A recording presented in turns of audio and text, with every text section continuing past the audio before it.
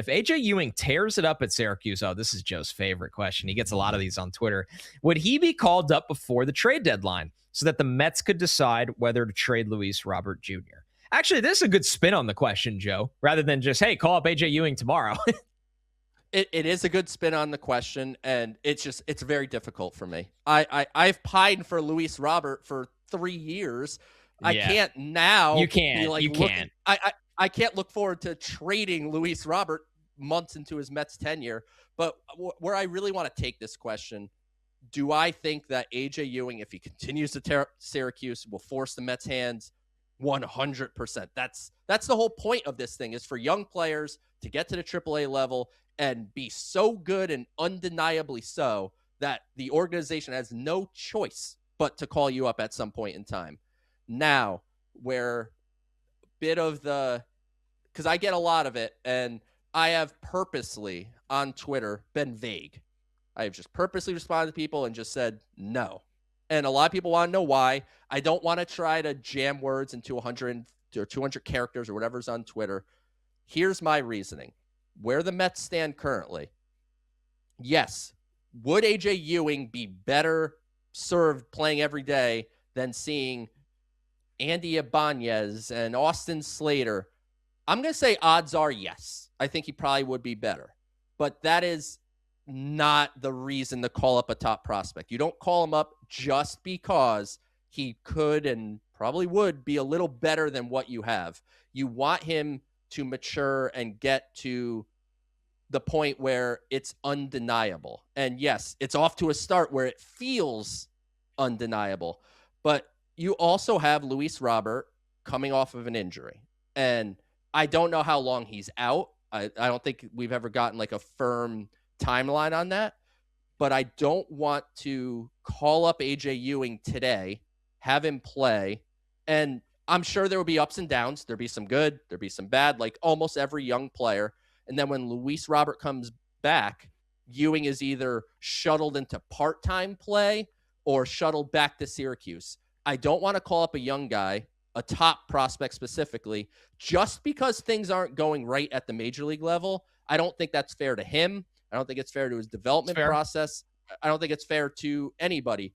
But I understand the Mets fan that wants to see the prospect that, admittedly, I am enjoying posting highlights of every single day, and they don't want to see Austin Slater and Andy Ibanez and the way the Mets outfield is constructed. So while I can understand, I'm thinking big picture here, and I firmly believe AJ Ewing is going to force the Mets' hand. I firmly believe AJ Ewing is going to be regarded as one of the top 25 or better prospects in baseball at some point this season. And I think him and Carson Bench is going to be an electric duo in the outfield for years to come for the Mets. I just don't need it to be right this second, unless you tell me Luis Robert is out for 4 months. Like, if you can tell me he's out for that length of time, but if Robert's going to be out, let's just use a random number, another 3 weeks, I don't think that's proper to add Ewing to the 40, do all the roster machinations that you need to get him here.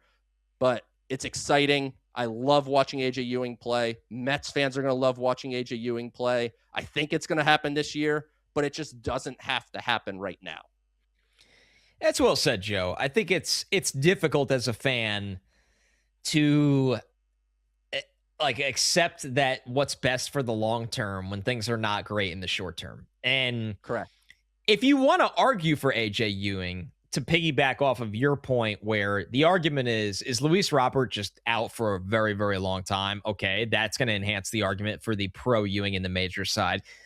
The second thing is, because all I do is complain about this team's athleticism year after year, he's a guy that can come up here and in theory, because all he's done at the minor league level is gotten on base at an absurd clip and stolen bases. So a big problem with the Mets, right? I was thinking about this while watching the first 5 innings of the Rockies game, again, when they were being no hit. I was sitting there and I was like, this team cannot manufacture a run to save their lives. We have to pray, and then it happened, for a Mark Vientos home run or just a ball's absolutely smacked to the wall where a runner can get from second to home.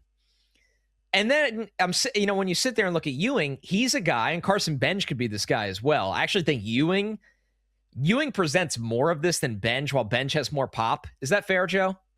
Yeah, I would say. for sure. Yeah, Bench has more pop, has more but power. Ewing is the higher end version of draw a walk or get an infield hit or even a slap single, steal second, score from second to home on a base hit, steal third, get driven in on a sac fly. Like, that's the thought with Ewing, bringing an element to this team that they so lack right now. But I'm not ready to do that after 6 games in Triple-A, even if he's hitting 500. I'm ready to do that if he's hitting 400 after a month in Triple-A, because the Mets still kind of stink right now. And until they get to 500, I'm not declaring them back. I really hope that they're going to be back. I really hope that they claw to 500. But I hope Ewing forces their hand. I really, really do. I hope he's so good in AAA that we're having discussions of how do we just get him up to the majors to play in some kind of role. But it's naturally just a little bit early for that. But man, I'll be rooting for him every single night. That's for sure, Joe.